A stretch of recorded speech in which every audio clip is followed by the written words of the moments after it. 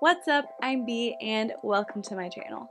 Today we are doing a quick follow-up on a topic that I spoke about late last year. Back in October, if you will remember, there were two fairly prominent anti-MLM content creators who both kind of suddenly found themselves wrapped up in some drama, although I guess I shouldn't say suddenly found themselves because according to them, they engaged in less than favorable behavior. So when that kind of came out or when people had a problem with it, I guess it probably wasn't a surprise. But to their audience, the audience was shocked when these two creators, Emily and Kimberlea, both put out videos related to the drama and essentially stating that they had become part of a community that they wanted no part in and just kind of got wrapped up in the profits that they were making rather than feeling passionate about the content. Now, both of those creators have since started creating different kinds of content. This isn't about Emily, but as you guys know, if you've been watching my channel since last October, she stopped doing anti-MLM, lost a few thousand subscribers on her main channel, and has since started the Business Casual podcast. I don't know, wish her the best. Hopefully it's going well for her. I listened to the first few episodes and it seemed like it was still kind of, she was still kind of gaining her footing in that area. So, I obviously had my critiques of that and the way that she handled her drama, but that's not what this is about. This is about Kimberlea. Kimberlea did a 2-hour live stream essentially just ripping apart the anti-MLM community, saying she never intended to be in it, she never wanted to be in it, but she felt like she had to make this content because other anti-MLM creators put her in these group chats that she didn't ask to be a part of, and she engaged in gossip and rumors and drama and blah blah blah. Bottom line, denounced anti-MLM content after having spent the previous several months making lots and lots of anti-MLM content and thusly making lots of profits off of anti-MLM content. Take a drink of water every time I say anti-MLM content. You'll get hydrated, I promise. So in any case, she makes this video. People are not happy. I've talked about in the past how the subscriber number seems off to me compared to her engagement and her views. I'm not saying she buys subscribers, but I know that there are definitely plenty of services out there for you to use to buy subscribers. I don't know, I get emails about them all the time, but who knows? I don't have any proof. It's not my place to say. Since that infamous live stream, Kimberlea has deleted a good portion of her anti-MLM videos, and she has also put out videos on various topics like cancel culture, Tati and KJ from Without a Crystal Ball, ways to make money from home, various things that are popular in the world of YouTube. And additionally, she has announced that she is joining Monat. Now, this topic is quite popular. I've seen a lot of videos about Kimberlea joining Monat because she was so prominent in the anti-MLM sphere. If you've watched any of those videos, maybe you have already heard this caption, but just in case you haven't, I'm not going to assume for you. I'm going to go ahead and read the caption and then we'll discuss it. So looking at Kimberlea's Instagram, just something I want to point out really quick before we get to her Monat announcement.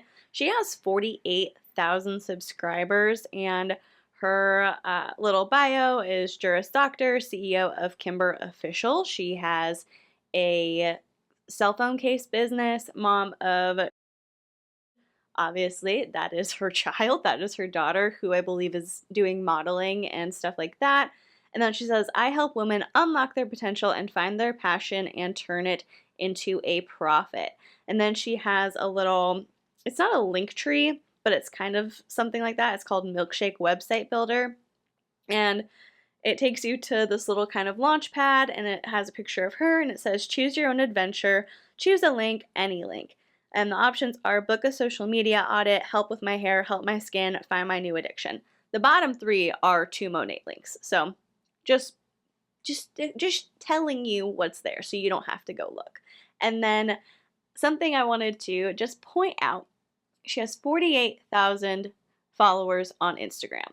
Back on December 31st of 2020, she posted her top 9, and I just want to talk about the likes on her top 9. These are the top 9 posts of 2020, and the likes are as follows. The number of likes: 1,914, 872, 854, 844, 807, 788, 702, and 678.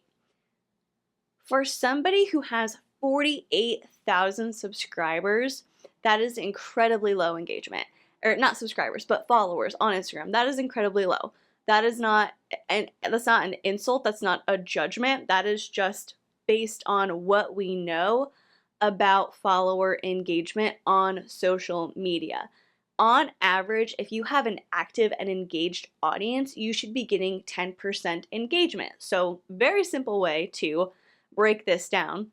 If you have 1,000 followers, you should be getting 100 likes per post on average. So the fact that only one of these broke 1,000, that just seems odd to me. Again, not saying that she buys her following, but I'm very confused as to why this top 9 is so low compared to what we should expect to see from an actively engaged audience. In any case, though, last week she posted a photo that currently has 3,348 likes, which is extremely high compared to her previous top 9. This is a little bit more in line with what you would expect to see with 48,000 followers, and it reads as following: $6,541.86. That's how much money I made off YouTube videos humiliating, hurting, judging, and bullying and belittling women and showcasing Monat Official in a negative way. And that's how much money I intend on paying back. Paying back to who? Who? Like, are you gonna, I don't know, write a dollar to every distributor? Like, write a check out for $1? You're gonna give Monat money? I don't know. Okay, I gotta chill. It bothers me when people present themselves as being extremely principled in something and then they can just so quickly turn on it. And the thing is, it's not as if she said, I don't know, eggplant is gross. I don't like eggplant. I think it's the most disgusting food in the entire world. And then a month later, she comes back and says, you know what? I tried this eggplant recipe and it was great. I like it now. It's not like this. You're calling out a business structure that is inherently predatory and harmful to people. I've said this before. If somebody wants to join an MLM because they genuinely like a product and they want a discount on it, and so it's beneficial for them, and they don't care whether you buy or not, they're not trying to recruit people, they just say, hey, I like with Scentsy, I like these wax melts. I think they're great. If you want any, let me know. You can order through me, but really, I'm just becoming a distributor so that way I can have a discount on this. I don't love that. I don't love MLM products. I've not found an MLM product that I'm like, wow, this is incredible. So I don't really, I don't know, maybe I don't know how realistic that is for many people. So if you're in that boat, that's one thing. But if you are in the boat of, this distributor told me I can make so much money, I can get a free car, I can be a stay-at-home mom, I can work 30 minutes a day and spend all the rest of the time with my kids and be insanely profitable, and I can do it and you can do it too, so come join me. I joined last week and I haven't made a single cent yet, but let's go. That's the scenario that we see far more often, and so I feel comfortable saying that MLMs are inherently predatory businesses. They are harmful to the vast majority of people who join them. Of course, there are people who get in and make a profit. There are people who already have established social media followings who join and just get their fans to buy from them or to sign up under them, and they have a lot easier of a time. Or there are people who get in on the ground level when they first launch a distributor program and they make bank, but there's very minimal regulation. You can have 10 distributors living on the same street and not even know it, and then you won't have a market to sell to, you know? If you get all your friends to join, who's gonna buy from you? Because now all of your friends offer the same product and y'all are in the same friend group, right? Okay, so if you acknowledge that, if you know that, I don't understand how you go from making anti-MLM content to wanting to pay them back. Because even if she doesn't want to make anti-MLM content anymore, again, I've said this before, I can understand that. I can see why you would say, hey, like, I still don't agree with MLMs, but I'm looking to do something new in my content that would make me a lot happier. Fair enough. 100%. Fair enough. But to completely switch and say you want to pay back Monat? I'm flabbergasted. I'm truly stunned. Okay, I'm done. I'm done ranting. I literally got like one sentence into this and I went off, so I apologize. Let's get back into it. I wish I could simply write a check to Monat for that amount, but as they say, my money is all tied up. Worse yet, once I stopped creating that type of content, I had to start from the bottom again, so I can't afford it. You have 231,000 subscribers on YouTube. That's not you starting from the bottom. It's not that you switched your content and people lost their minds. It's that you completely flipped on your principles, on what you claim to believe in, and you did it in a way that insulted and belittled the people who supported you in that endeavor. That's what hurts. That's what makes people not want to watch you, not the fact that you switched up your content. Because yeah, if you did it, you would probably lose some subscribers, but the people who really liked you would stick around. And clearly they have, because you still have, you know, as long as these are legitimate subscribers, you still have over 200,000 subscribers. Anyway, back to what she said. Therefore, I decided I'll work it off being a market partner. Shocking? Most of you know I've been using Monat since April, and my close friends know it's all I use on my hair now. To my surprise, it actually works. I share what I love. This is my decision. Not even my closest friends and family know I'm doing this. I did not want anyone to influence me. Here are some reasons why, and I hope you'll follow me on this crazy journey, because I'll be sharing my struggles and successes every step of the way, but I vow to put all I've learned and reprimanded on into practice. If you're already upset, mad, wanting to rip my head off, please feel free to leave, because I never want to be the reason your blood pressure is high. 1. I've never worked in MLM business, yet I ran my mouth like an expert. Eat my words. I don't think you have to like join a cult to know that a cult is bad. You didn't have to live in Jonestown to be like, that was a rough place to be. Like, okay, I don't know. But okay. 2, I have to try things myself and learn from my own experiences to know the truth. No matter how many times I hear other people's advice, it doesn't stick unless I do it. 3, when I was in a dark moment a few months ago and people I thought were my friends turned against me, made hate videos about me, lied about me to weaken my influence that took me a decade to build, reached out to customers of mine and told them not to buy from my company, people in Monat who I'd actually hurt and I never expected to be kind to me were there. And then she tagged 2 people from Monat. I don't know, that's just interesting. She said, like, people I thought were my friends turned against me and like made hate videos on me. She made it very clear in her 2-hour-long live stream that she talked smack about people. So I don't know if that's how you treat your friends. That's not how I treat my friends. If I got something snarky to say to them, I'll say it to their face. I'm kidding. But like, they must not be your friends. You must not be very good friends with them if you're willing to talk about them behind your back. And the video that Madison Harnish put out, that's not like a hate video. That's just saying you did this bad thing and I'm not surprised and I want to share how you treated me because it's my experience and it's my channel and, you know, it's Madison's channel and she's allowed to do that. I judge someone on the content of their character and not what business they are in. Everyone is different. Sarah never once asked me to join her team or buy anything. She just listened, and even if she never calls me one, I see her as a friend. Amelia Brammer told me not to quit educating on business. Even though I made fun of her, she learned from me, so you can thank her. Hashtag Monat. That's kind of an abrupt place to end it. But in any case, Kimberlea has joined Monat.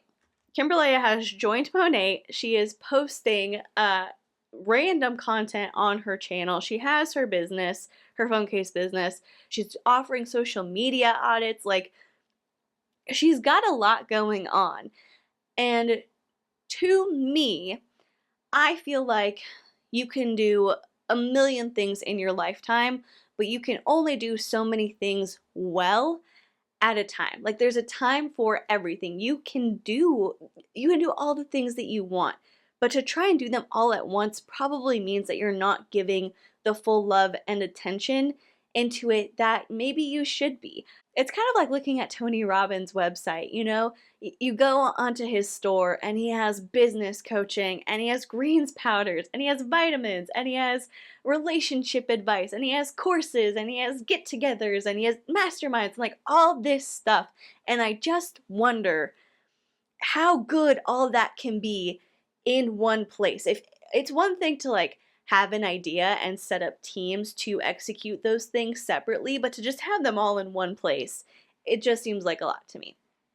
I'm not saying that she does a bad job at anything she's doing, but when I see somebody that has that much stuff going on and clearly they don't have a team helping them handle it, it just gives me pause. I'm genuinely not surprised that she joined Monat. I'm really not.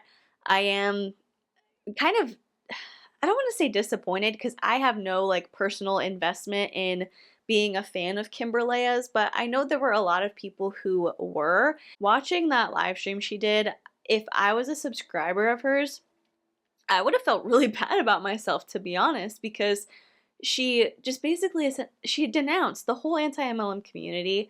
She kept saying that she likes surrounding herself. I had this problem in the live.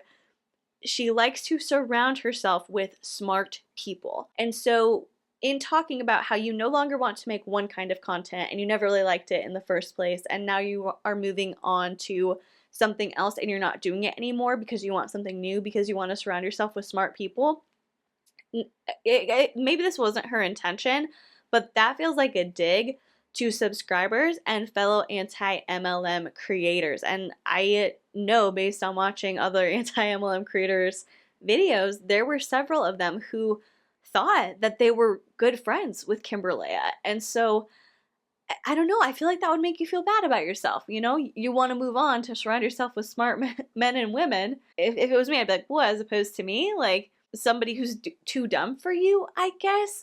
I don't know.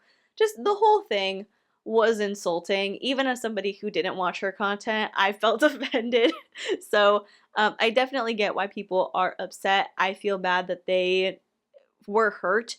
I do think it's kind of a good reminder to not let yourself get too invested in creators on the internet. You don't know what they're like. It's kind of shocking how people can get on camera and like put on a show and make you believe that they stand for one thing and then instantly kind of switch and say, nope, that was a lie. I only did it because I felt like I had to. It's just wild, you know, and that's something I even have to remind myself of, is that you never really know somebody on the internet. It's incredibly hard to get to know somebody in person, but even more so when it's a viewer and a content creator and you're watching what they put out, which is such a small, insignificant portion of their life. You're just not going to know everything about them. And so it's okay not to watch every single thing that they put out, not to support every single thing that they put out, just to watch the things that you have an interest in, and to not say, well, I love this creator and I want them to know that I support them, so I'm going to watch every single thing or comment on every single thing so that way they'll know how much I support them, because it feels like you're kind of emotionally putting yourself out there to somebody who couldn't possibly give that back to you because you're one person watching them and they're one person creating content that has multiple other people giving them that same attention, if that makes sense. And so it feels like you're putting this emotional output and emotional effort into a relationship that can't be reciprocated. But if you get a like back on a tweet that you put out to them, or they heart your comment on YouTube, or they respond to you on YouTube, it feels good and it makes you want to keep doing it. But I feel like for the subscribers, it's more of an emotional toll, and it creates this false sense of closeness that, like I said, just can't be reciprocated. Whether it's because the creator's being disingenuous, or if it's just because they have over a certain number of subscribers and it's really hard to keep up with all of them. Either way, I don't know, just something to be aware of, because this is just a prime example of the fact that you never truly know the people that you watch on YouTube. I'm sure that it didn't feel good to see her do this, to see her denounce her community and then join something that she had claimed to not support for a significant amount of time and feel like, I don't know, they just got used for views and money and growth. That can't be a good feeling. If you want to leave a comment down below letting me know what your experience was, if you were a fan of hers, and let me know kind of what you went through when you saw this change happen, I would be really interested to know. And while you're doing that, if you would consider liking this video or subscribing to my channel, that would be incredible. And if you have subscribed already, thank you so much. I am so appreciative of you, and I love being able to just sit here, hang out with you, and talk about whatever.